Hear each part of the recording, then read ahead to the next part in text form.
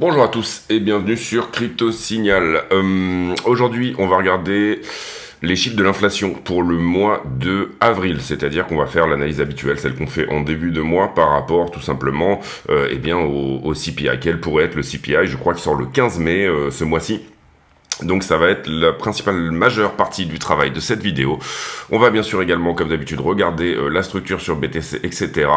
Et en ce moment, on va dire une corrélation assez forte avec le S&P 500 qui est due à l'inflation. C'est pour ça qu'on travaille sur ce sujet-là. Et donc du coup, on va étudier ça également. Allez, intro.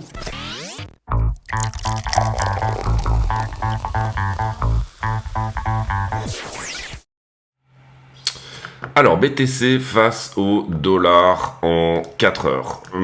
Pour le moment, je pense qu'on peut nettoyer ici, cette trend qui avait clairement été cassée. On va garder celle-ci. On reste également dans l'idée, je pense, d'un élargissement ici. 1, 2, 3, 4, 5. La question étant, est-ce qu'on fait une rotation partielle maintenant? Ou alors, est-ce qu'on doit venir chercher le bas? Si on devait venir chercher le bas, vous comprendrez que ici, ça nous donnerait globalement 30 000 $. Donc, on va pour le moment évacuer ce scénario. Bien évidemment, il est toujours possible que BTC aille à 30 000 $. Il est également toujours possible que Ethereum aille à 800 $ par exemple. Mais c'est pas du tout le scénario qu'on travaille actuellement. On travaille plutôt cette idée qu'on va tenir la trend du mouvement, celle dont on a pas mal parlé dans la vidéo d'hier, c'est-à-dire finalement cette espèce de pente et ce momentum, et que ceci était une consolidation qu'on va pouvoir casser pour une continuation. Donc ça étant une consolidation et non un double top. C'est possible qu'on se trompe, on changera de biais, on changera littéralement de scénario si jamais on en vient à perdre toutes ces trends là, et bien évidemment à partir de là, on rentrera plutôt sur une idée de retest et en fait de round top ici. Pour le moment, ceci, pour nous, est un flag, une consolidation, d'accord? Tant qu'on tient le momentum du mouvement initial, pas de changement de biais en ce qui nous concerne. Maintenant, sur la 4 heures, on voit qu'on a trouvé ici, sur le support qu'on avait un petit peu annoncé, en tout cas, on en avait annoncé un autre ici qui lui a été perdu, pour le coup, perdu et retesté à la baisse, donc attention à ça. Est-ce qu'on est en train de réaccumuler assez fort sur la région des 58? En tout cas, il y a beaucoup d'ordres sur le spot qui sont en train de se montrer. Notamment, la zone des 56 devrait être défendue assez fortement. Donc ça va plutôt dans le sens de cette idée. Que tout simplement ce support ici, que là on avait formalisé en 15 minutes, pourrait tenir. Attention, on a une jolie imbalance là-dedans, et qui trouve sa source autour des 52. Jolie imbalance, et ça j'en ai déjà parlé hier, mais on a également un creux dans le volume, vous le voyez ici, là, il y a très peu de volume qui a été fait dans cette zone, c'est à ça que ressemble une imbalance, tout simplement. Si on vient à faire quelques bougies à l'intérieur de ce creux, puisque là on a perdu finalement ce node-là de volume profile, ici il y a une capitulation, on est passé en dessous de ce node-là. Si on vient un petit peu s'installer, on peut aussi éventuellement avoir ce scénario duquel on traverse, et on vient rebondir sur ce node-là de volume profile. C'est les deux scénarios en cours, et on va ici, je pense, utiliser tout simplement le temps pour prendre des décisions, mais également les trades. Le temps, c'est-à-dire comment on va formaliser un petit peu tout ça. Déjà, on a ce support 15 ici, d'accord. On va essayer de le formaliser aussi dans une time frame un petit peu plus haute, histoire de pas paniquer à la première 15 minutes qui se trouve sous ce support-là. Globalement, pour le moment, ce qui résiste, on va dire, on a vraisemblablement quelque chose en 1 heure qui se formalise sur cette zone-là, ici à peu près, c'est-à-dire 57 000. Donc ici, on a un 1 heure, je dirais par là à peu près. Donc là, on va le formaliser pour l'avoir sous les yeux. Si on passe plus d'1 heure sous ce niveau-là, c'est pas une très bonne chose. On va également formaliser un support 4 heures, qui peut nous servir d'aide à la décision, et là il est à peu près au même niveau, donc on va garder le 1 heure, comme il est là, ça me va très bien. Donc ça c'est l'idée. Si on commence à s'installer sous 56, probabilité assez forte d'aller à 52. Si en revanche on se récupère et qu'on réintègre, je dirais que principalement il s'agit de cette trend là, ici le bas de cette distribution qui doit être réintégrée, et pour le moment vous voyez qu'on a eu rejet Ça, c'était hier soir, pendant le discours de Powell. On a eu un rejet là-dessus. Donc attention, ce qu'on veut, c'est vraiment formaliser, en fait, finalement, ce W-là. D'accord? Ne pas perdre ça. Formaliser ce W. Et à ce moment-là, on reste boule pour une réintégration, finalement, de la zone des 60 à 72. Hein, ok? On est d'accord là-dessus. Déviation sous range et formalisation de la zone à 60-72. Maintenant, il y a autre chose qui peut être intéressant également. C'est finalement de donner une temporalité, je dirais, au support, oui, à la zone, hein, tout à fait. C'est-à-dire que ici, désormais, on a quelque chose comme un daily qui se place par là. En daily, vous voyez, je me suis mis là sur la time frame daily. On n'a jamais ouvert et fermé une bougie là-dessous. On vient d'en ouvrir une là ce matin.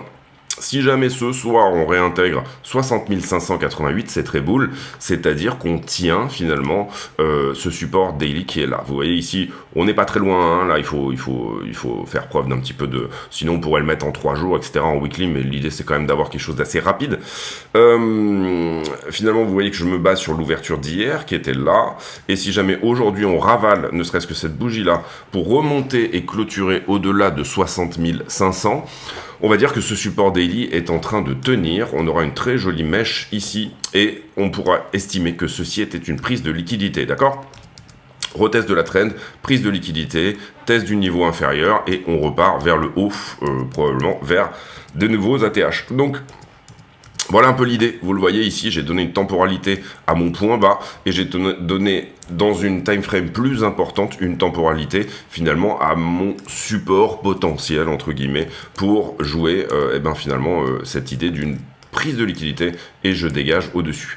À savoir également que, je voudrais pas faire trop long, mais on a parlé ici de cet élargissement. Si on en vient déjà ne serait-ce qu'à péter cette traîne qui a résisté ici par 3 fois, d'accord, 3 fois on a eu rejet sur cette traîne. Si on arrive à la casser, notamment je dirais même ce niveau 1 heure ici qui nous avait rejeté dans cette zone-là, eh bien à ce moment-là, on active une target autour des 80 000 $, puisque c'est un élargissement en descente, même s'il n'a pas fait sa 5 en entier, on a une rotation partielle, on pourrait peut-être, vous voyez, le tracer un peu différemment, on va dire, et à ce moment-là, eh bien, comment on fonctionne avec un élargissement en descente, quand on casse la trend, quand on casse la distribution ici, eh bien, on reporte l'entièreté de la figure au point de cassure. Là, je l'ai mis là, en estimant que ça pourrait se passer rapidement, on va dire ça comme ça. Et là, du coup, on activerait quelque chose autour des 80 000. Pour le moment, attention à autre chose qu'on a sous les yeux aussi, hein, et qui est effectivement... qui est là. Cet élargissement-là, pour le coup, d'accord, qui était un élargissement en montée, c'est pas pareil qu'un élargissement en descente, un élargissement en montée, pardon. C'est un retour en bas de la figure ou un retour en vague 2 qu'on pourrait viser, et là vous voyez qu'effectivement il a été perdu. Donc attention à ce scénario baissier qui nous emmènerait finalement, quelque part autour des 38-40 000 $. Donc encore une fois, l'idée ici c'est pas de prévoir le prix, c'est de se dire bon à quel endroit je change de pied, à quel endroit je pivote sur du short only, on va dire ça comme ça, ou alors à quel endroit j'estime que ok, on est toujours dans le scénario de ceci est une consolidation et on va venir faire des nouveaux plus hauts. Le contexte est à la sortie sur les ETF Bitcoin, mais c'est ce qu'on veut, enfin c'est pas ce qu'on veut. On veut un sentiment dégradé des outflows sur les ETF font partie de ce sentiment dégradé d'une certaine manière. Donc voilà, pour moi, c'est une mauvaise période pour BTC, on est d'accord. Ce qu'on peut voir aussi également, c'est que d'une certaine manière, même avec ce dip de BTC là, finalement, j'ai un Ether BTC qui n'a pas capitulé, lui, de son côté. Et j'ai des alts contre BTC qui n'ont pas capitulé non plus. C'est-à-dire que j'ai cette petite tendance haussière sur Ether BTC qui pourrait peut-être éventuellement marquer un bottom au moins local. Ça, on en a déjà parlé hier. Maintenant, ce qu'on veut là-dessus, là, on est en daily. On va regarder la 4 heures. Ce qu'on veut là-dessus, c'est tout simplement qu'on vienne péter cette résistance-là, les 0,052, et qu'on ait une jolie reversal pattern, comme ceci, avec ce W là-dedans. Si on perd la trend qui est là, on a déjà un signe qu'on va attaquer tout simplement le point bas qui est ici, 0,46. Mais à ce stade, y compris sur ce dip de BTC, finalement, Ether tient très bien sa trend. Mais ça, on en a déjà parlé hier, donc on va pas faire une redite. Et on le voit également là-dessus, où finalement, là où Bitcoin est en train de larver un peu sous son flag ici, eh bien, Ether n'a pas autant distribué que lui. Cela dit, sur Ether, on perd cette accumulation-là, hein, quand même, on est d'accord là-dessus. Ça, c'est pas un très bon signe. Hop. Et donc il y a deux solutions ici sur Ethereum. Soit Ethereum est en train de nous faire impulsion, conso, nouvelle impulsion. Si elle est égale à celle-ci, ça nous donnerait une target, je dirais ici autour des 2005. Mais si Ether se reprend sur son support, qui est ici le 4 heures, à ce moment-là, on aura une très belle zone de retournement comme ceci, avec un W comme ceci. Et je le répète, pour le coup, la target, elle est autour de 5200 $ désormais. 5200, potentiellement 6100, si on met en place tous les runners et possibilités. Avant ça, sur Ethereum, il faudra bien sûr casser la petite distribution qui est en cours, c'est-à-dire ceci. Ok, et pour l'instant, on est au contact, quasiment, hein, on va dire ça comme ça. Donc si on casse ça, c'est plutôt bon pour Ethereum, on a un petit élargissement ici, etc. Ça nous donnera un retest de la trend autour des 3004. Si on n'arrive pas à le casser, à ce moment-là, ça veut dire quoi? Ça veut dire que Ethereum est en train de nous faire une nouvelle ABC ici, là-dedans, avec une A, une grande B et une grande C qui se mettrait en 3 vagues. Quand on a une zigzag, comme ça a été le cas ici, zigzag, d'accord, qui pour l'instant avait très bien touché, c'est target. Hein. Ici, on avait eu un mouvement de AB égale CD, c'est-à-dire cette impulsion est égale à cette impulsion-là, ce qu'on recherche finalement en trading, au moment où on perd cette trend-là. Donc, oui, si on a dans une zigzag, on cherche une 5-3-5, c'est-à-dire 5 vagues à la descente, 3 vagues à la montée, 5 vagues à la descente. Donc la question qu'on peut se poser ici, c'est est-ce que j'ai pas 1, 2, 3, 4, 5, mes 3 vagues en montée, 1, 2, 3, avec cette flat ici au milieu, et ensuite 1, 2, 3, 4, 5, mouvement terminé.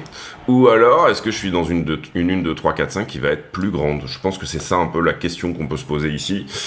C'est-à-dire une zigzag qui continue à larver ici en dessous et que finalement cette vague-là, la première, soit moins importante que la troisième, la C. À ce stade, le support tient, on ne perd pas la structure sur Ethereum, on est quasi au retest d'une trend ici. Personnellement, moi je ziote 2752, ce niveau-là, pour éventuellement vraiment réfléchir à ouvrir un assez gros long sur Ethereum. Si on le touche pas, tant pis, j'aurai pas mon trade. Si on le touche, c'est encourageant pour éventuellement, je trouve, retester la trend un peu historique quelque part. Hein. C'était une trend qui avait trouvé son point bas en octobre 2023 et sur laquelle du coup on peut éventuellement se dire que Ether va rebondir, d'accord. Donc 2007 m'intéresse beaucoup, et encore une fois par contre si on perd tout l'élargissement qui est là dedans, c'est un retour au 1007, et encore une fois je le redis, il est tout à fait possible que Ether retourne à 800 $ et que Bitcoin retourne à 32, il n'y a aucun problème avec ça. Maintenant pour le moment ça n'est pas du tout le scénario qu'on joue. Je trouve que le fait que Ether se positionne plutôt bien dans cette descente de Bitcoin, c'est une des premières fois en fait finalement où Ether BTC recommence très légèrement à surperformer l'histoire. Et là, c'est la même chose, là où BTC a perdu son point bas en zone, là je regarde les alts, donc le total 3, là où BTC a perdu son point bas, pour le coup, on est passé sous la structure globale, c'est-à-dire que BTC il serait plutôt par là, même si les alts ont plus corrigé, hein, on n'a pas de problème avec ça. Même idée, hein, globalement, c'est-à-dire que est-ce que cette flat étendue qu'on avait eue ici est terminée, hein? Là, pour le coup, c'est une structure qui est un peu différente. On le saura si on pète la distribution qui est là. Pour le moment, on n'a rien cassé, on est en dessous. On est sur support, le support 4 heures qui est là est en train de tenir. On n'a jamais passé 4 heures en dessous. Donc là, c'est pareil, critère d'aide à la décision, c'est si je commence à m'installer sous ce support 4 heures, à ce moment-là, ça sera une perte du top, et peut-être des zones plus bas. On voit que toute la zone ici finalement sur cette étendue sur les alts peut potentiellement trouver des points un petit peu plus vers le bas. En tout cas, je trouve ici, et même sur les alts, que finalement on a eu une correction moins substantielle que celle qui a eu lieu sur Bitcoin. Qu'est-ce que ça peut vouloir nous dire? Ça peut vouloir nous dire que finalement j'aime pas ce concept de smart money, parce que la smart money, on en a un peu dans tous les sens. Il y a des institutionnels qui essayent de jouer des choses un petit peu dans tous les sens ici.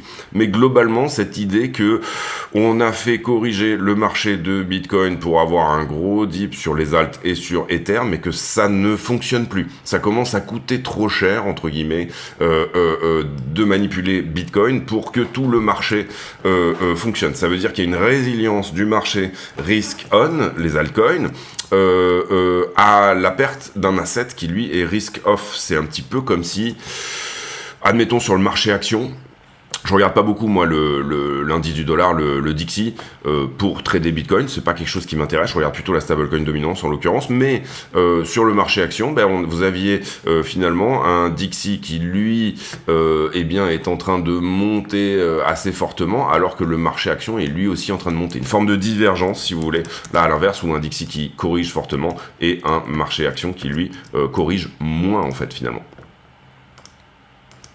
Un asset risk-off qui, lui, donne une forme de divergence avec la partie risk-on.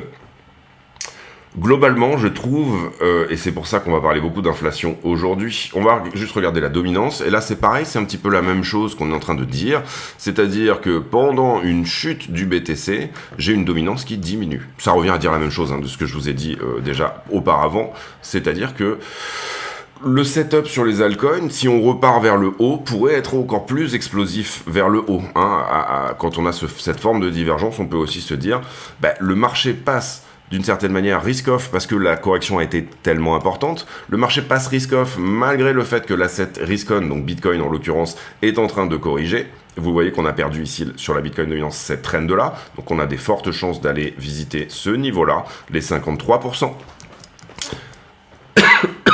Est-ce que si Bitcoin repartait vers le haut ou temporisé, comme ça, donc même dans la zone 58-62, admettons, les altcoins ne nous donneraient pas un push assez violent, puisque toute l'offre au niveau des altcoins a été, on va dire, accumulée sur zone. La dominance stablecoin. On va faire une vidéo assez complète aujourd'hui.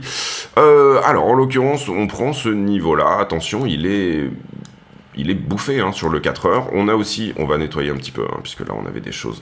Là on avait cette figure de continuation, vous le voyez, qui a été prise. Je parle de ce petit biseau en descente. Pour le coup, on a touché la target là-dessus.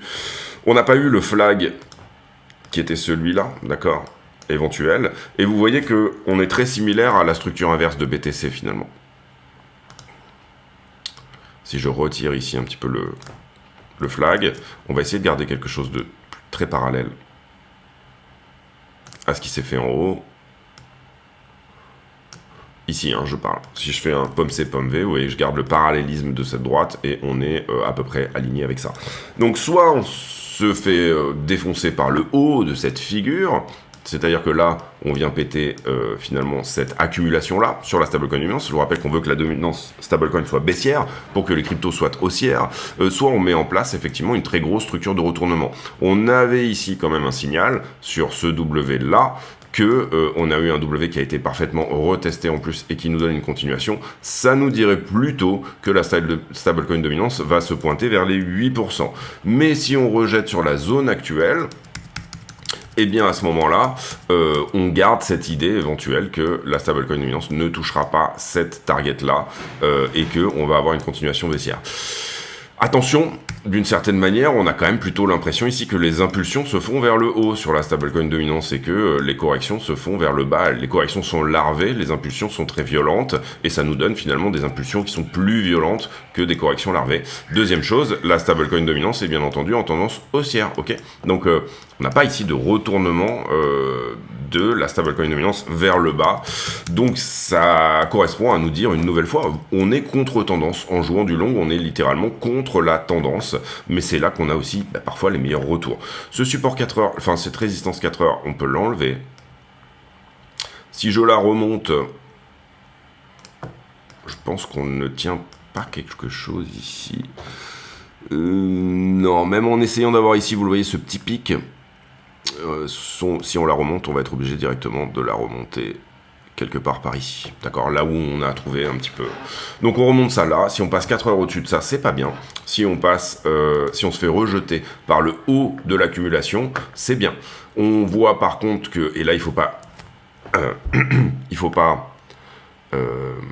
confondre les time frames. J'ai quand même plutôt des impulsions vers le bas, des corrections vers le haut, impulsions vers le bas, donc On reste dans la time frame weekly en fait, en étant haussier sur la crypto et baissier sur la stablecoin dominance. Ce qu'on veut, c'est qu'on n'ait pas de structure de retournement ici, mais que ceci soit une consolidation. Donc à l'intérieur de cette consolidation, c'est normal d'avoir plutôt des impulsions vers le haut, correction vers le bas, parce que c'est une correction haussière, elle a un caractère haussier, d'accord. Mais sur la grosse photo, on est sur une stablecoin dominance qui est quand même plutôt à la baisse, et on est sur une stablecoin dominance qui nous donne plutôt d'habitude, entre guillemets, sur ce qu'on peut voir, et ça depuis un certain temps, des impulsions en bas, correction en flat, impulsion en bas, correction ici, impulsion en bas, et on veut que ça soit une correction et pas une structure de retournement.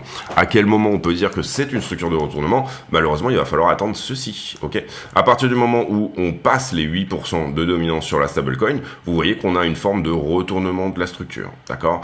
Auquel cas, là, pour le coup, le weekly repasse haussier. Et auquel cas, à ce moment-là, effectivement, si on casse d'autant plus la distribution en cours, hein, et là on regarde depuis novembre 2022, donc globalement c'est la tendance haussière actuelle qu'on est en train de regarder, là effectivement si on pète cette trend là, ça veut dire quoi? Ça veut dire qu'on passe du coup sur une time frame plutôt monthly, impulsion, correction, impulsion, grosse correction, là on est d'accord, hein, et nouvelle impulsion. On est sur un top de marché. D'accord? Ok. C'est vraiment l'idée ici de ne pas confondre les time frames. Est-ce qu'on est en tendance haussière? Est-ce qu'on est en tendance baissière? Ça dépend. Dis-moi, donne-moi ta time frame. Est-ce que ça va monter? Est-ce que ça va baisser? Donne-moi ta time frame et je te dirai ce qu'il en est. Mais voilà. Pour le moment, on reste dans cette idée qu'on va continuer dans ce canal en descente. Attention, on est sur des points très bas, 5%. On a quand même ici une stablecoin dominance qui, à un moment donné, devrait trouver un point bas. Hein. On ne peut pas aller sous zéro sur de la dominance. Donc, du coup, voilà, il va falloir ici, à un moment donné aussi, qu'on trouve plutôt une structure en range ou autre chose. Descendre aux 4%, c'est possible, mais ça voudrait dire que tous les USDT qui ont été mintés, et là, on en a beaucoup de mintés dernièrement, vous l'avez compris ici, tous les USDT qui ont été mintés, et là c'est bien, on voit que ça achète un petit peu, hein, d'ailleurs, ça se calme un petit peu là-dessus. Tout ça, c'est de l'argent qui est sur le côté, qui fait augmenter la stablecoin dominance. Le gâteau des stablecoins augmente, mais qui effectivement est en train d'être réinvesti là, vous le voyez sur ce plat-là, mais c'est que de l'argent qui attend ici, d'accord, et qu'on intègre dans la market cap crypto. Il faut comprendre que ça, c'est des belles périodes théoriquement de consolidation, mais aussi que tout cet argent, si on veut que les stablecoins aillent à 4%, à un moment donné, devra rentrer dans le marché. Donc, on ne peut pas juste regarder le mint du SDT et se dire ça mint, donc ça va monter. Ce qu'on veut, c'est que pendant des périodes de consolidation substantielle, ça mint, mais également ça burn. Burner un stablecoin, c'est acheter de la crypto. On est bien d'accord? Des spreads sur le... hier, ils sont montés à 1000 $, je crois. Pendant le discours de Powell, je regardais un peu ça, et oui, ils sont montés à 1500 $. Alors là, on est en daily, non, pardon, c'était plutôt ici 410 $. Il y a un moment où je les ai vus plus haut que ça. Je sais pas pourquoi, c'était hier, hein, pour moi. Ouais, 1000 $, voilà, ça c'était minuit, 29 avril, non, pas du tout. Bon, c'est curieux. C'est curieux. 1340, bon, curieux. Hier, je les ai vus à 1000 $ et j'ai dû avoir une hallucination. Mais en tout cas, bon, voilà, on a un CME, donc Chicago Mercantile Exchange, qui est en spread positif. Ça veut dire qu'on est plutôt longué par les institutions sur les spreads. On va s'intéresser dorénavant à l'inflation et ça va faire partie de la partie fondamentale de ce point-là. Mais avant ça, juste un tout petit tour sur le S&P. Pourquoi ça? Parce qu'on voit quand même que le S&P a une structure qui est extrêmement similaire à Bitcoin. En ce moment, hein, j'entends. C'est-à-dire que le S&P a fortement corrigé sur fond de l'inflation revient, ou en tout cas on n'arrive pas à lui couper la gorge, on va dire ça comme ça. Ici j'ai une impulsion, attention, est-ce que le S&P ne nous donnerait pas une C qui nous emmènerait sur la zone 4008. Moi, personnellement, je vise même 4006. C'est-à-dire que sur mes assets S&P, j'ai pris du profit là-haut pour re-rentrer là-dedans sur finalement une zone de à moins 10, quoi, quelque part par là. Maintenant, c'est pas sûr ça, hein. On a peut-être ici la structure de retournement, auquel cas à ce moment-là j'aurais pris des profits, c'est juste simplement pas un problème qu'on revienne redépasser les points, c'est pas pour ça que je vais racheter ici, voilà, on est sur un run sur le S&P qui est intéressant, et cette zone de profit me semblait intéressante pour en prendre. Maintenant, Bitcoin corrèle pas mal à S&P quand on a des grosses narrations autour de l'inflation. c'est ce qu'ils ont en commun en fait, c'est-à-dire le côté risk-on et le S&P profite de taux bas, de taux de crédit faible. Le S&P en profite, comme le marché de l'immobilier, comme beaucoup de marchés finalement. Et là où le S&P nous donne potentiellement quelque chose comme ceci, Bitcoin est un petit peu dans la même config. On va dire que Bitcoin, il nous a plutôt donné quelque chose comme ça. D'accord? Et il est peut-être plutôt par ici. Comme ça, voilà. Une flat, hein, légèrement enfoncée même, on est plutôt par là. Donc une des questions qu'on peut se poser ici, c'est est-ce que S&P va lui aussi donner une flat? Est-ce que Bitcoin est en avance sur S&P, etc. En tout cas, on voit une certaine corrélation en ce moment. Je pense que si on ajoutait un indice de corrélation ici, en ce moment, on est relativement corrélé quand même.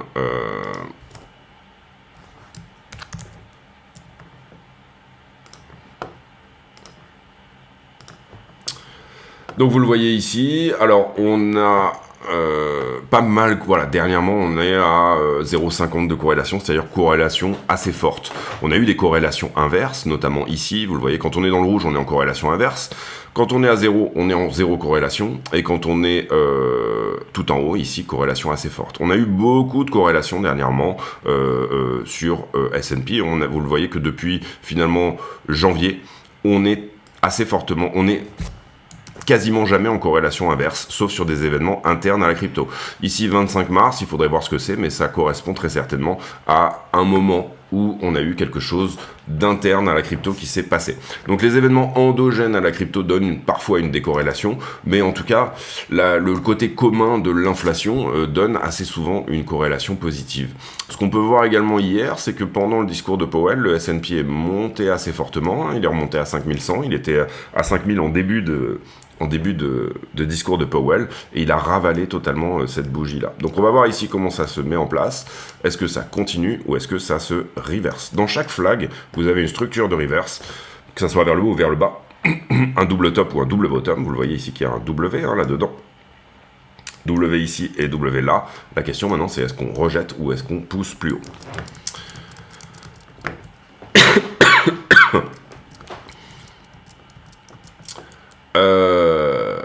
L'inflation.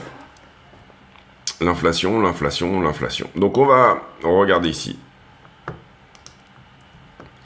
Notre étude de l'inflation sur l'année, hein, on garde ici les chiffres habituels, et on va essayer d'aller réfléchir à quel pourra être le prochain print, c'est-à-dire celui d'avril, de l'inflation au mois de qui va sortir au 15 mai. Est-ce qu'on a déjà un forecast, un consensus? La réponse est non. On n'a que les previews. Vous voyez ici, bon, assez souvent, il sort un peu plus tard. Maintenant, on regarde ici l'outil de la fête de Cleveland qui nous dit que en avril, il target 3,50. Donc ça, c'est intéressant sur le headline CPI et 3,65 sur le core. Ça veut dire moins 0,15 sur les matières premières. Donc ça, c'est intéressant. 3,50, ça veut dire qu'on diminuerait. On est à 3,8 en ce moment, hein, si je ne me trompe pas. Non, j'ai dit une bêtise, excusez-moi. On est à 3,5. Donc ici, on compte, j'ai confondu avec le chômage, on compte un plateau. C'est ce que nous dit en tout cas la Fed de Cleveland. Derrière, moi, j'aime bien aller voir Trueflation, qui est un agrégateur de prix hein, sur Internet. En fait, Trueflation a, d'une certaine manière, toutes les API pour tous les prix sur Amazon, etc. On y est, de 27, on est là, USA, ça a un petit peu changé, l'interface. Donc pour Trueflation, on est plutôt autour des 2,27. On voit que en avril, c'est ce qu'on va regarder, pour Trueflation. Du 1er avril, on a commencé à 2,5. Et on a terminé le 30 avril à 2,49. Donc même endroit. Okay, pour le coup, ça va dans le sens d'un plateau. Ce qui m'intéresse de regarder, moi, c'est le housing sur Trueflation parce que, d'une certaine manière, le housing va peser beaucoup dans le CPI.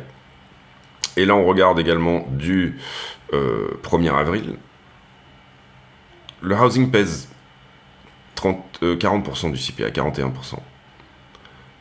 Bon, c'est dommage là ici, mais voilà, au 31 mars 3,63, au 30 avril 3,77. Donc le housing a latéralisé. Ok. Tout ça va plutôt dans le sens d'un CPI qui irait vers les 3,8. Maintenant, on a le chiffre global, vers les 3,5, pardon. On a le chiffre global. Et ici, qu'est-ce qu'on a dans le chiffre global? Si je me souviens bien, 3,5 en tout. On va faire comme ça. Donc là, on met notre prévision à nous. Hein. 3,5 sur le headline, pardon, et on avait 3,50 sur le corps, hein, il me semble.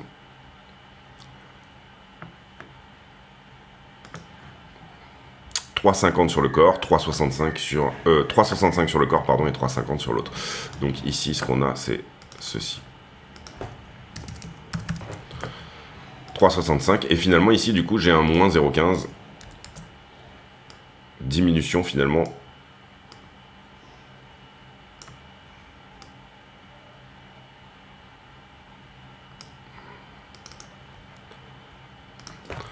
Donc, qu'est-ce qu'on voit en termes de tendance?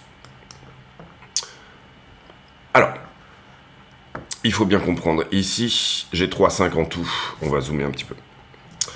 J'ai une très légère diminution de ce que j'appelle l'inflation de demande, le core CPI. Quand on enlève le pétrole et la bouffe, et bien finalement, je suis certes toujours un peu sur ce plateau à 4%. Par contre, j'ai quelque chose d'encourageant, c'est que vous voyez que depuis finalement la nuit des temps, hein, maintenant, on aura le meilleur core CPI, si on est dans ces chiffres-là, hein, depuis avril 2021, c'est-à-dire désormais 3 ans. Core CPI, hein, inflation de demande. Ça veut dire que il est possible que ça commence à marcher au niveau du fait de rester à des taux de 5,5 pendant longtemps. La demande se calme. La deuxième chose, c'est que malheureusement, d'une certaine manière, la désinflation des biens, des matières premières, en fait, hein, pétrole et bouffe, eh bien, est en train de pricer une reprise également. D'accord, vous le voyez ici, moins 0,8. On a une diminution des prix qui est de plus en plus lente, d'accord? Et c'est ça qui vient nous plomber finalement le core CPI.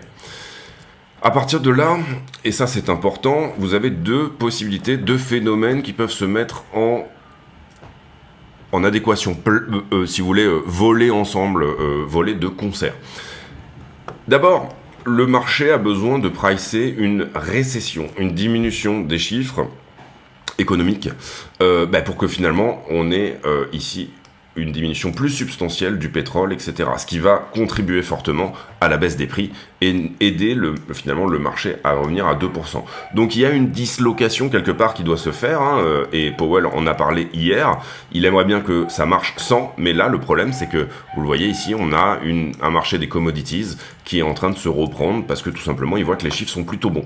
La deuxième chose également, c'est qu'en revanche on voit que l'inflation de demande, alors on va dire que ici vous comprenez, on avait des gros chiffres sur le core CPI était sur des gros chiffres, mais on avait des très belles diminutions également sur donc le fait que le marché price un soft landing au niveau surtout des commodities n'est pas une bonne chose, d'accord? Du coup, on va vite fait aller faire un tour sur les commodities pour voir un petit peu ce qu'elles nous ont dit. Et là, en l'occurrence, ce qu'on regarde, on va se mettre en daily, hein, c'est au mois d'avril, qu'est-ce qu'il s'est passé sur les commodities? Et effectivement, quand on regarde 30 mars, 1er avril ici, on a eu finalement une poussée et autour du... Ça corrige assez fortement ici dernièrement, mais on a eu une poussée, on est plutôt sur une augmentation des commodities, donc ça va de manière relativement logique avec la diminution des prix. On le voit également sur cette petite tendance haussière, même si elle a fortement corrigé depuis finalement du Baltic Dry Index, ça c'est combien ça coûte bien d'envoyer du vrac, et le prix des containers depuis la Chine est actuellement en train de latéraliser autour des 3000. Le gaz, qui lui s'est pris une belle tatane hein, dernièrement, surtout aux États-Unis, pas tellement chez nous. Impulsion, correction, est-ce qu'on va pour une nouvelle correction avec un gaz à finalement des prix relativement bas? Et puis le cuivre, qui lui par contre est en train de nous faire un joli rallye dernièrement, limite une parabole, hein. Donc ça c'est pas très bon, pourquoi? Parce que le cuivre vous en retrouvez un petit peu de partout, ici vous le voyez, comme ceci. Et le cuivre est quelque part un bon indice pour la demande à venir, c'est-à-dire demande électrique, demande au niveau des ordinateurs, demande finalement de conducteurs électriques. Donc ça, ici, sur le cuivre, c'est vraiment pas génial. Et après on va regarder gasoline, hein, le pétrole bien évidemment, on peut regarder éventuellement le blé qui est lui toujours en tendance baissière, mais qui en avril semble avoir augmenté pas trop mal. Oui, il a pris une petite poussée en avril. Et le gasoline, lui, pour le coup, avril. 1er avril ici, on est sur un mois où ça a monté, puis rediminué. Donc plutôt une latéralisation sur le gasoline. Est-ce que ça colle avec notre moins 0,15 sur l'indice des prix des commodities? La réponse est oui. Donc en l'occurrence, là, on va une nouvelle fois, c'est pas toujours le cas, mais dans cette vision-là des choses, effectivement se dire que le CPI sera à 3,5, c'est-à-dire toujours un plateau sur l'inflation. Ce qu'on pourrait voir d'encourageant dans les readings de ce nouveau CPI-là, ce qu'on pourrait voir d'encourageant là-dedans, c'est qu'en fait, finalement, on va avoir le meilleur core CPI depuis un bon moment. Cette paire de 0,15 ici sur le core CPI est encourageante pour se dire quoi? Se dire que finalement c'est la demande qui va en pâtir, l'inflation des prix à la demande. La deuxième chose qui sera extrêmement importante à regarder, c'est demain, bien sûr, les informations sur le chômage. On veut que le chômage augmente très légèrement. Le rapport ADP qu'on a eu hier, qui est censé prévoir un petit peu ce que va nous dire le rapport sur le chômage de demain, nous dit que le chômage resterait peut-être plutôt autour des 3,8. D'accord? C'est-à-dire que ici, chômage à 3,9, chômage à 3,8. On trouverait un plateau ici sur le chômage. On veut éventuellement voir la continuation ici de cette augmentation du chômage. Pourquoi?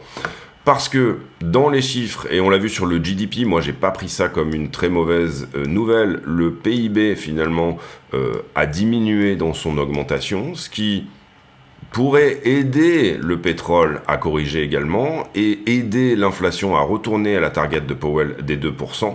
Si en plus on a une augmentation finalement du chômage, d'accord, augmentation du chômage, à ce moment-là, on peut se dire oui effectivement c'est en train de se dégrader mais doucement. On n'est pas en train de disloquer complètement l'idée. On sait que Powell à 4,4 peut, si jamais d'un coup on a une augmentation substantielle, ce qui ne semble pas être le cas hein, sur les par rapport à demain, on s'attend plutôt à 3,8 ou légèrement plus, d'accord, 3,8, 3,9. Mais ce qu'on veut voir, c'est vraiment pas un chômage qui redescend à 3,4 par exemple. On veut un chômage qui très légèrement augmente. Le rapport ADP nous dit que pour le moment, on serait autour des 3,8, voire mieux, puisqu'on a eu plus, on était au-dessus du consensus sur le 3,8, c'est-à-dire qu'on serait plutôt autour de 3,7 dans ce que nous dit le rapport ADP pour demain. Pas une très bonne nouvelle. Pardon. Pas une très bonne nouvelle, mais on pourrait avoir une jolie surprise. Parfois, et assez souvent ça arrive, le rapport ADP n'est pas le même, ne donne pas les mêmes conclusions que le rapport NFP. Désolé pour cette longue vidéo, mais ça me paraît important de parler, comme je le ferai moi pour moi-même, hein, tout simplement, d'aller voir un petit peu quelles peuvent être les prochaines grosses news économiques. Globalement, inflation qui stagnerait potentiellement à 3,5%, mais un core CPI meilleur que par le passé. Ça, c'est les deux grosses infos. Un housing qui latéralise, et ça c'est mal, parce que d'une certaine manière, en fait, finalement, c'est un secteur qui est très dépendant des taux, et à partir du moment où les loyers ne baissent pas, c'est plus difficile d'avoir une baisse des prix dans leur globalité, puisque je le rappelle, dans le CPI, 41% est fait par de l'hébergement, donc principalement du loyer. Hier, on a eu des très gros outflows sur les ETF spot Bitcoin, le plus gros depuis le lancement. Alors, je pense que c'est le plus gros, oui. 563 millions, un demi-milliard qui est sorti sur les outflows.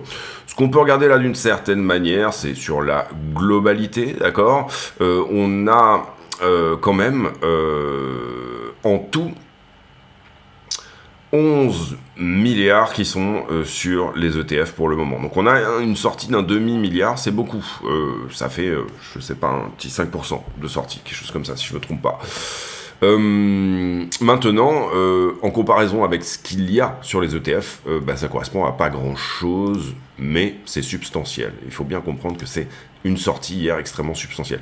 Hier était un jour de FOMC, c'est également un jour de baisse. Je rappelle qu'au 15 mai, on va avoir pas mal d'informations autour des ETF spot.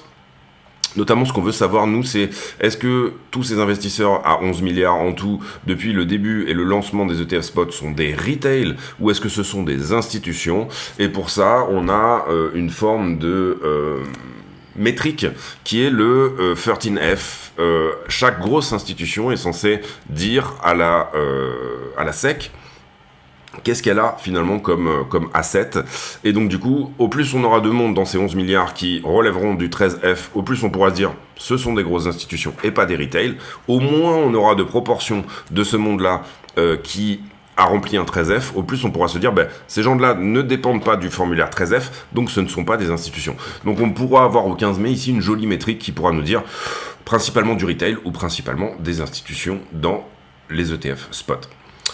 Ici, 90% des BTC à court terme, 3 mois, hein, normalement c'est 5 mois le court terme, mais ces 3 derniers mois en tout cas, sont sous l'eau.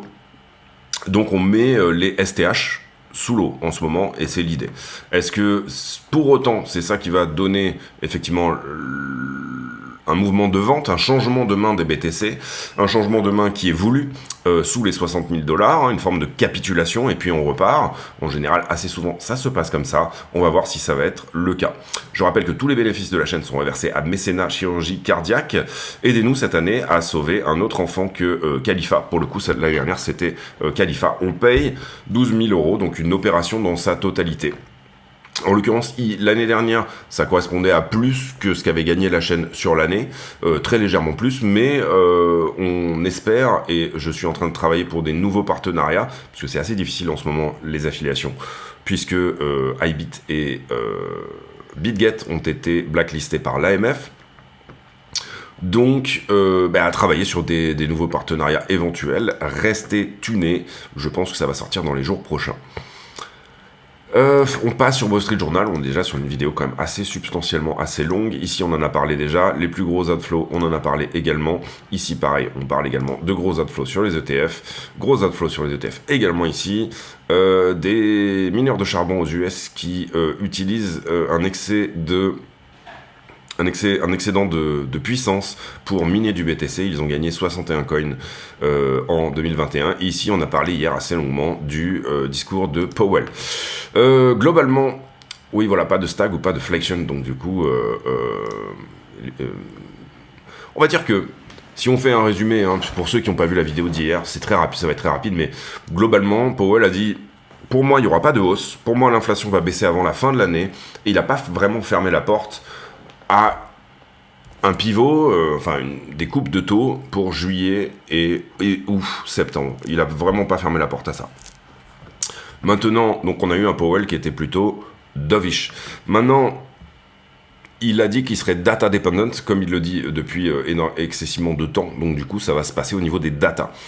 Inflation, data, on vient de la regarder. A priori, on reste sur le plateau actuel, mais le core CPI donne de l'encouragement du fait qu'on est sur une éventuelle descente avec ce passage sous finalement la barre des 3,8 on était autour des 4% depuis un certain temps. On perdrait un petit peu de ce côté-là. Maintenant, ce qu'on veut voir, c'est qu'on perde encore plus et qu'on ait un bon CPI qui soit en dessous de 3,2, 3,4, etc.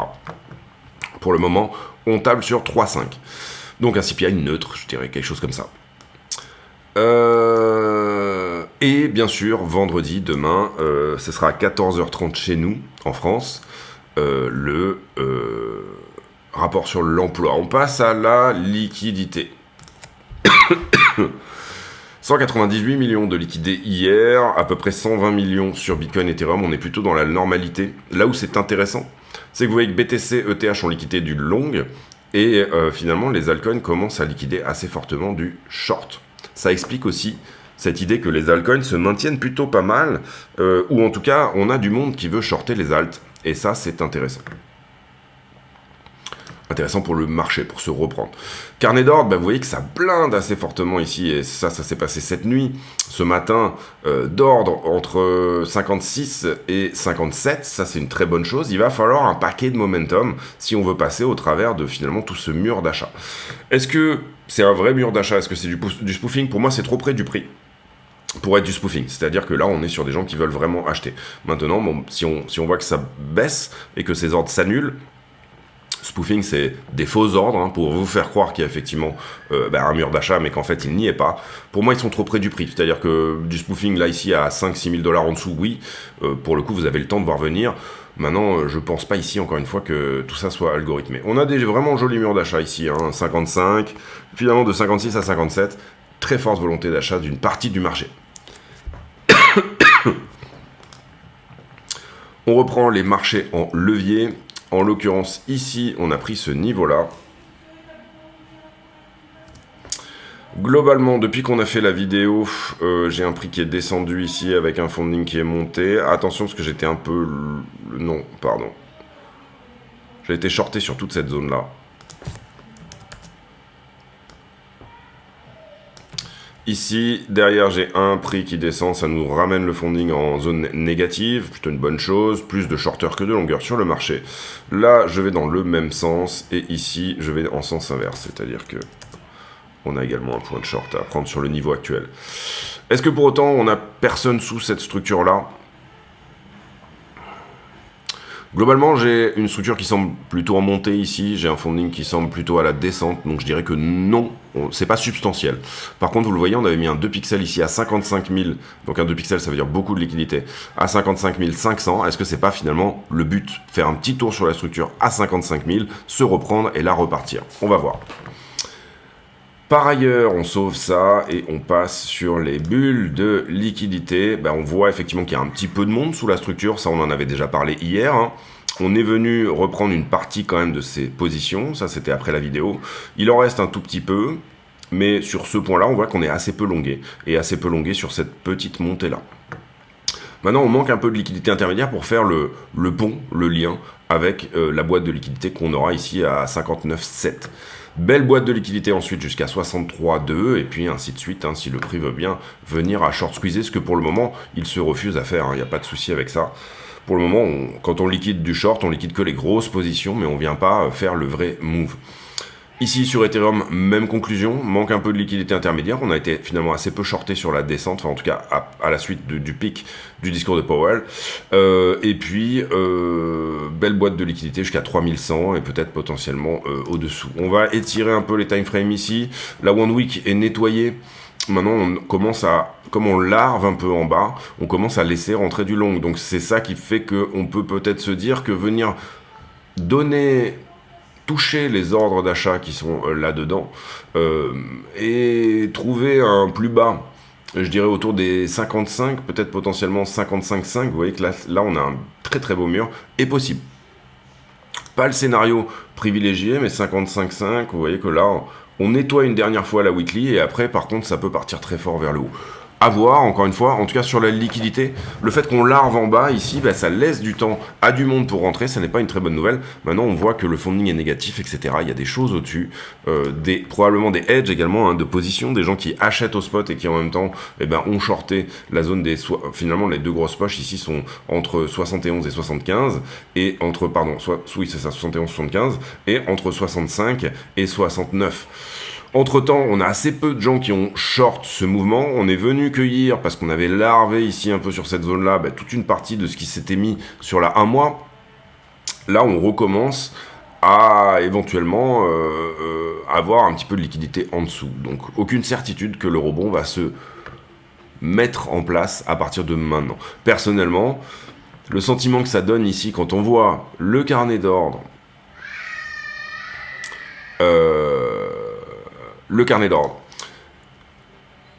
c'est que soit ces ordres-là bloquent, hein, c'est-à-dire qu'on n'y va pas, on va pas les chercher, soit ils sont pris. Et d'une certaine manière, la volonté serait peut-être que tous ces BTC changent de main. Vous comprenez ici 100, 200, 300, 400, 500, 600, 700, 800, 900, 1000, 1002, 1003, 1004, 1005, 1006, 1007, 1008, 1009. Bref, vous comprenez qu'il y a ici à peu près 3000 BTC qui pourraient changer de main. 3000 BTC, c'est beaucoup, d'accord?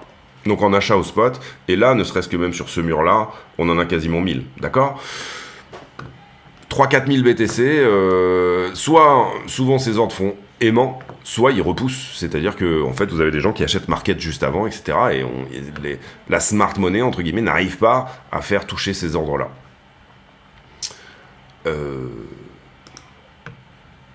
Donc voilà l'idée.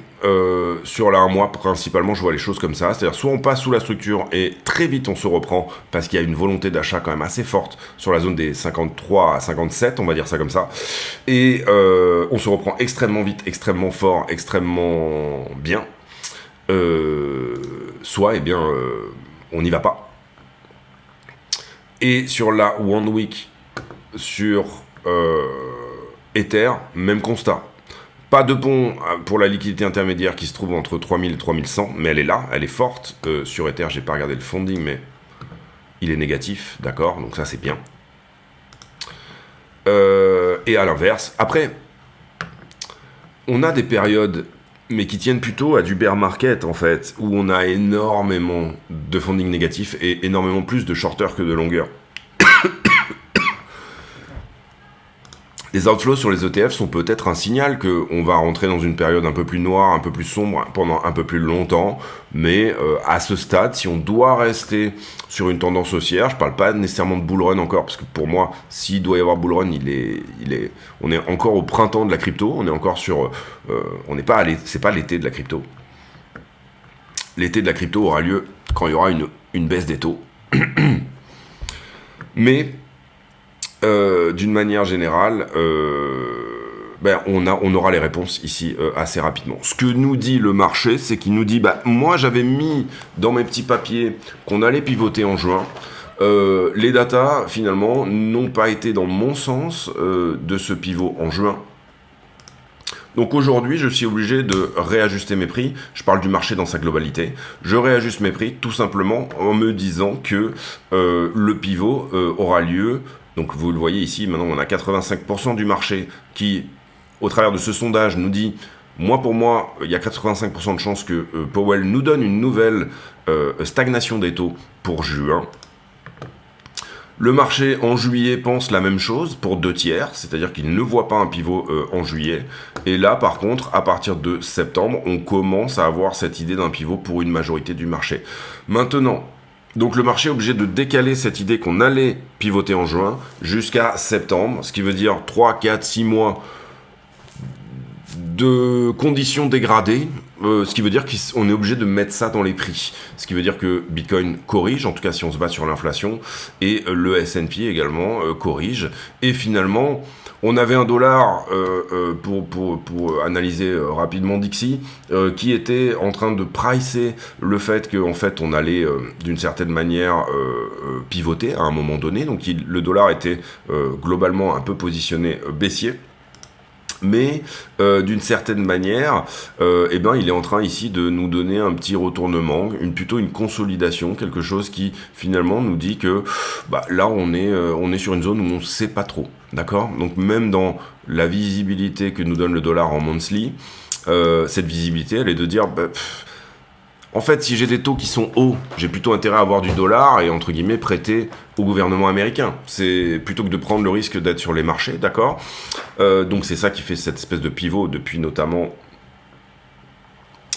décembre 2023 où on a eu un dollar qui était plutôt haussier. Mais également, et dans un autre sens, on a en ce moment des économies américaines, une économie américaine qui est plutôt forte, et ça Powell l'a dit également hier, et à l'inverse, des économies européennes, japonaises, etc., qui eux sont plutôt... Qu'est-ce que c'est que le Dixie? Le Dixie, c'est le dollar contre l'euro, le yen, la pound britannique, la couronne suédoise, le franc suisse et le dollar canadien. Donc, bien évidemment, le Dixie ici nous dit aussi tous les autres pays vont pivoter, et ça c'est imminent pour tous les autres pays, mais les États-Unis vont peut-être pas pivoter tout de suite, donc c'est normal qu'on ait un dollar qui s'apprécie. Maintenant, et pour moi, c'est pour ça que je regarde assez peu le Dixie par rapport à la crypto, parce que dedans, il me manque quoi? Il me manque le rouble, en fait, il me manque tout l'autre camp. Il me manque le yuan chinois, toutes ces choses-là ne sont pas dans le Dixie, ok. Le Dixie, en fait, pour moi, c'est une manière datée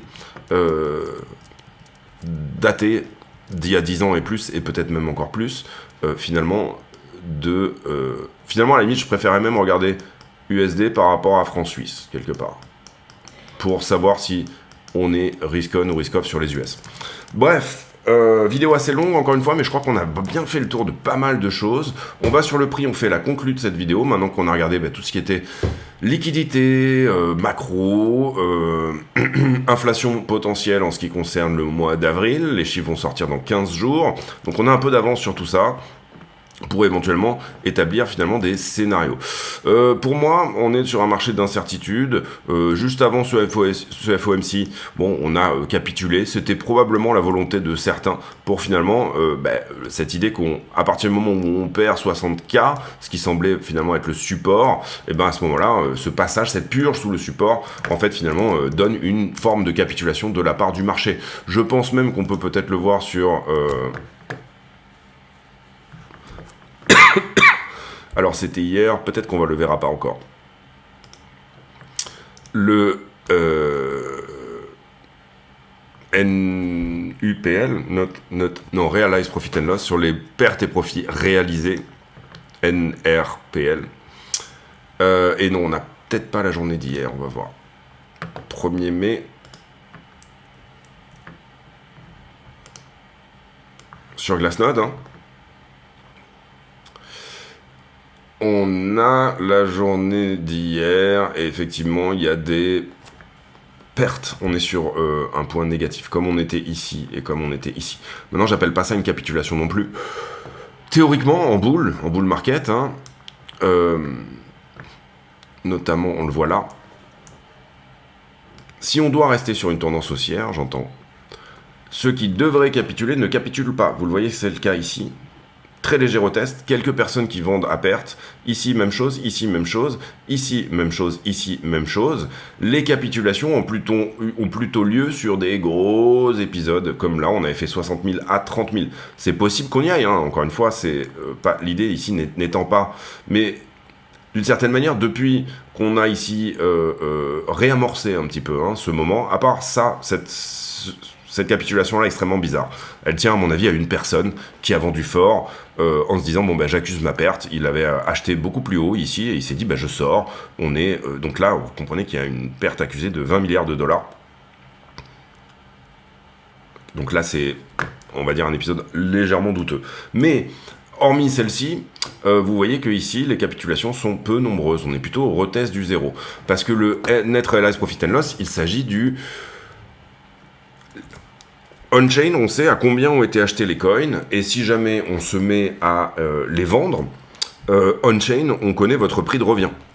Donc ça veut dire que on-chain, on va vous dire, tu avais acheté à tel prix et tu viens de vendre à tel prix. Qu'est-ce qui s'est passé en termes de vente? On parle de realized profit, on ne parle pas de unrealized. Et là, en termes de realized profit and loss, vous comprenez que on-chain, ça nous dit que d'une certaine manière, on ne capitule pas.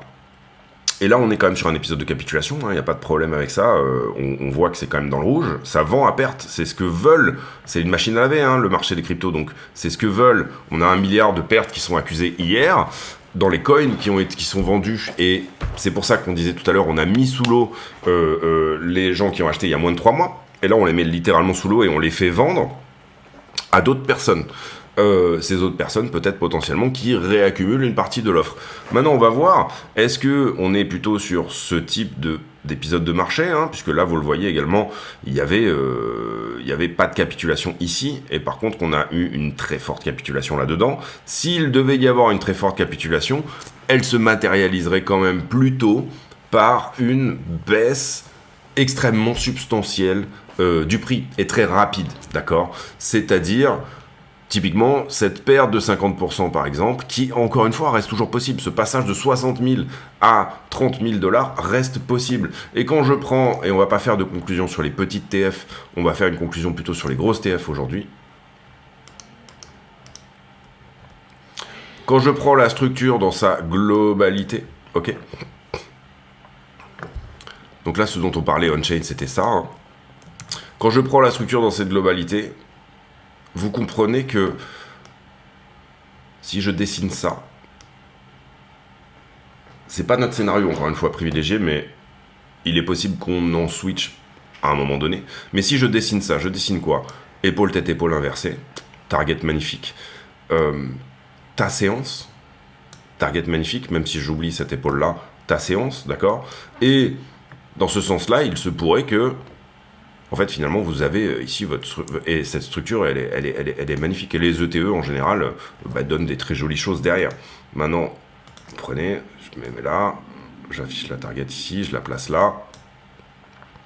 Target 130 000, ne serait-ce que sur cette figure-là, entre guillemets.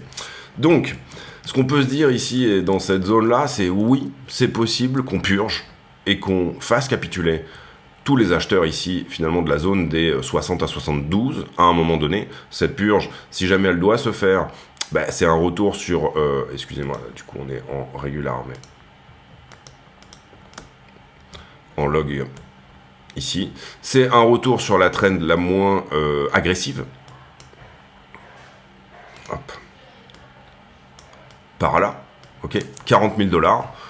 Ici, on avait eu 30 000 à peu près, hein, il me semble, hein, ouais, c'est ça, 33. Et là, pour le coup, la structure reste magnifique. Je reste dans ma tendance haussière ici, d'accord, pour faire mon plus haut. Je veux dire, tout reste très joli, d'une certaine manière. Maintenant, c'est possible, c'est pas le scénario qu'on joue, on joue le flag, nous, pour le moment. Si on doit aller de cette trend de là à cette trend de là, finalement, une ressus de ce qu'on avait fait là, d'accord, ça n'en reste pas moins haussier, ok. Cette correction à 40 000 fera changer de main, on va dire, énormément de choses. Comment on appelle ça? Admettons qu'on appelle ça, ici, tout ça, c'est une structure de Wyckoff. Admettons, c'est une structure d'accumulation de Wyckoff, d'accord? Et c'est quelque chose que j'avais énormément poussé dans l'idée. Les épaules, tête, épaule inversées sont des structures de Wyckoff, où ce type de structure même, tout à fait. Maintenant, si ça c'est une structure d'accumulation de Wyckoff, qu'est-ce qu'il se passe dans ce type de structure-là? Finalement, il se passe que là, j'accumule. Ici, j'ai mon rallye automatique, ce qu'on appelle en Wyckoff un rallye automatique, c'est le rallye qui vient chercher ses shorts, en fait. Derrière, là-dedans, j'ai ma phase B. Ensuite, je me reprends et je fais un faux signal de sortie, nouvelle ATH en l'occurrence. Et derrière, on a ce qu'on appelle un backup to the creek, un retour à l'eau. Le retour à l'eau ici, chez Wyckoff, est quelque chose de relativement important. Pourquoi? Parce que toute la dernière partie ici qui était rentrée dans cette vague-là, finalement capitule et repart de ce marché. Et elle redonne, puisqu'on pense avoir un énorme rejet, elle redonne ces bitcoins, là en l'occurrence, aux gros acteurs. Donc ça reste tout à fait possible, et encore une fois, et c'est pour ça, alors il ne faut pas confondre les time frames, on est en train d'essayer de jouer une continuation vers un... En fait, finalement, nous, on joue peut-être même plutôt ce genre de choses-là, c'est-à-dire là, aller dans ces zones-là une première fois. Après, pour moi, je serais ravi de jouer une correction substantielle, d'accord? En grosse TF, hein, encore une fois. C'est-à-dire que pour moi, attention, parce que une épaule tête épaule, pour le coup, hein, puisqu'on parlait de ça, elle se fait d'aisselle à aisselle. Elle ne se fait pas en prenant la racine. Mais moi, je verrais plutôt quelque chose comme ça. C'est-à-dire pour le reste de la structure, un rebond ici, on tape 88, et là, on fait une correction substantielle, éventuellement 48, etc. Mais pour moi, on n'a pas distribué tout ce qui s'était fait là-dedans. Maintenant, il est possible que le backup to the creek, le retour à l'eau, se fasse maintenant, plus que à partir de là. Ok. Là, moi, c'est vraiment l'endroit où je me dis, on peut peut-être là, pour le coup, tabler sur une correction substantielle, et vous comprenez que derrière, ça ne change pas l'idée. Admettons que, voilà, mon scénario vraiment privilégié, moi, il est de faire 88, ensuite accuser une perte de 38 ou 40%, derrière venir casser, pour le coup, et ça serait extrêmement propre, cette zone-là, et puis venir beaucoup plus haut en termes de target derrière, d'accord? Ici, vous le voyez, 488, pourquoi pas? Personnellement, moi, je suis plutôt sur la zone, on va dire, entre 215 et 270. Ça va être une zone de prise de profit majeure pour moi. Maintenant, si par contre on a cette jolie correction avant et que là on repart vers le haut, pourquoi pas viser 500 sur ce cycle-là? À voir. Encore une fois, à voir. Maintenant, beaucoup de choses sont dégradées. Est-ce que pour autant, on est dans les conditions d'un mauvais été? C'est-à-dire ça, possible. C'est pas exclu. Pour moi, on est plutôt dans les conditions de faire ça, ici, 90-92, un rejet sous les 100 000, là où tout le monde appellera aux 100 000, un rejet par en dessous, et là, pour le coup, revenir retester finalement parfaitement cette petite trend-là. Qui nous dira quoi? Qui nous dira que, en fait, si on arrive après, par ailleurs, à venir recasser ces niveaux-là, là, tout le monde va dire, attention, on va rejeter. Bon, après, le TE, elle sera quand même assez évidente dans ces zones-là. Et derrière, on peut effectivement casser, retester et aller sur des targets plus importantes. Dans tous les cas, moyen terme, je joue ici, moi, plutôt la prise des 88 que un retour sur les 40. Après, je peux, sincèrement, ici, encore une fois, me tromper. ETF dégradé, très mauvais, plus gros outflow hier sur la journée, des ventes à perte, mais ça c'est plutôt une bonne chose, des petites capitulations, ça fait pas de mal, et puis une inflation qui devrait rester sur les niveaux des 3,5, mais encore une fois dans la lecture interne, vous voyez que le core CPI est à la diminution, donc on va peut-être dans ce sens-là. Maintenant, ce qu'on veut voir, c'est que l'économie se dégrade, mais pas trop, qu'elle se disloque pas, mais qu'elle se dégrade légèrement. Pourquoi? Parce que du coup, le pétrole et les commodities vont venir pricer ça dans leur prix, et ça va aider finalement à gratter le dernier pourcent d'inflation. Dernier pourcent d'inflation, et Powell l'a dit, quand on sera sur le chemin d'un CPI à 2% annuel, à ce moment-là, on fera on va pivoter sur les taux. Donc, dégradation du chômage, c'est bien, jusqu'à 4,4%, pas de problème. Dégradation des earnings, c'est pas trop mal. Je crois qu'il y a Coinbase, d'ailleurs, j'ai oublié d'en parler, mais qui va publier aujourd'hui, je sais pas si c'est déjà fait. Dégradation des earnings. Aujourd'hui, on a Apple. Et il me semble que Coinbase va... Ouais, Coinbase ici, à la clôture. Apple à la clôture et Coinbase à la clôture. Donc deux gros... J'ai oublié de parler des earnings, mais deux... Enfin, en crypto, quelque chose d'endogène qui est très important. Et également Apple, qui est quand même un des GAFAM. Donc du coup, ça va donner un peu l'idée de ce qui se passe, puisqu'ils ont un poids dans le S&P 500 qui est énorme. Voilà, j'espère que cette vidéo vous a plu. Encore une fois, c'est une question de lecture ici, et c'est une question de biais, effectivement. Personnellement, je garde le biais haussier que j'ai depuis. Je considère que je vais changer de biais, ça on en a déjà pas mal parlé hier, mais si déjà on passait sous ces deux trends, je commencerai à me dire, ok, c'est pas très bon, d'accord, là on est sur des zones où c'est pas très bon, à minima ce sera 52, donc je touche pas ou je short jusqu'à 52. Et je vous ai mis au début de vidéo tous les endroits qui doivent théoriquement tenir si on est sur une petite prise de liquidité et ça repart. Notamment le daily sur lequel j'insiste. Mais si pour aujourd'hui on avait une reprise qui nous ramène au-dessus des 60 500, ça reste une très jolie mèche, un peu sur le principe de ce qu'on avait joué là-dedans. Mèche qui passe sous 60, c'est ce on l'avait vraiment joué dans ce sens-là. Et là, pour le coup, on avait joué le pump, je me rappelle, jusqu'à 71. On visait plus haut pour un runner, ça, on n'y est pas allé derrière, ça avait été un très beau trade quand même. Donc voilà un peu l'idée, vous en faites ce que vous voulez, je vous invite à avoir votre propre avis, c'est très important en trading d'être d'accord avec ce que vous faites, ne faites pas ce que dit quelqu'un, soyez en accord avec votre risque, ne prenez pas trop de risques sur un scénario et ou une position, 1%, 2%, 4% selon votre profil, mais pas plus, sincèrement, sinon vous prenez vraiment des risques stupides, et tradez quand vous sentez les choses, ne tradez pas systématiquement parce que on est ici sur quelque part un niveau ou autre chose. Il faut vraiment ici encore une fois. Et dernière chose, tradez votre UT, tradez l'UT dans laquelle vous êtes positionné. Si vous allez chercher des runners pour des UT, des retournements dans des UT qui sont plus importantes, c'est pas du tout un problème. Par contre, la majeure partie de votre trade doit se passer dans l'UT, dans laquelle l'unité de temps dans laquelle vous êtes positionné. Je vous laisse là-dessus, j'espère que cette vidéo vous a plu. On a fait un point quand même assez poussé sur énormément de choses. Pour le coup, en ce moment, je fais des vidéos qui sont très longue en termes de public, mais sur laquelle il y a plutôt du contenu affilié, du contenu que je ferai potentiellement pour les affiliés. C'est-à-dire qu'il y a effectivement du trade management, de la macro, etc. Toutes ces choses-là. Je pense que ça va durer encore tout le mois de mai, parce que pendant le mois de mai, j'ai pas mal de choses à faire à côté, et donc du coup, j'aurai assez peu de temps à... comment dire, à consacrer à la chaîne. Néanmoins, à partir du mois de juin, il y aura des vidéos beaucoup plus courtes en vidéo publique, mais beaucoup moins poussées, beaucoup moins élargies en ce qui concerne le spectre des idées, des analyses, etc. Et tout ça sera réservé beaucoup plus aux affiliés. Affiliés sur les exchanges ou affiliés sur YouTube, où moyennant la somme de 10 € par mois, vous pouvez voir les vidéos supplémentaires. Pour le moment, j'ai pas le temps en fait il faudrait que pour faire ça, il faudrait que je fasse la vidéo affiliée avant la vidéo publique. Et la vidéo publique serait une ressus condensée finalement de la vidéo qui est faite pour les affiliés. Je vais commencer à faire ça à partir de probablement la 3e semaine du mois de mai.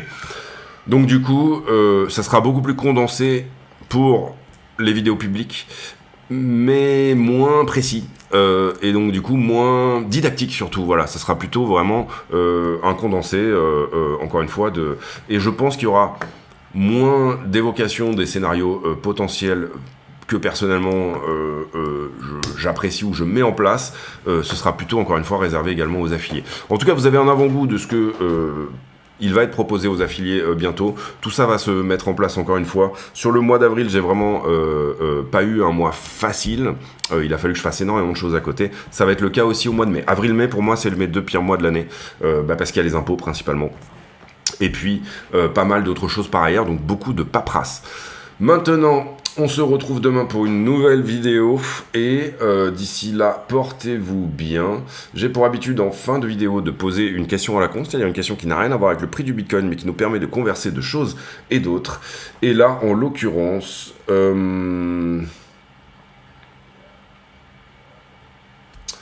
Tiens, quantité et qualité du sommeil que vous avez en ce moment. Est-ce que vous avez un bon sommeil non, pas tellement. Personnellement, moi, c'est un peu difficile au sens où je tousse pas mal en ce moment. Je n'arrive pas à comprendre pourquoi et comment je peux me défaire de cette histoire-là. Mais ça fait quand même plusieurs semaines que je galère un petit peu avec ça. Maintenant, on se retrouve demain pour une nouvelle vidéo. D'ici là, portez-vous bien. À très bientôt. Ciao, ciao.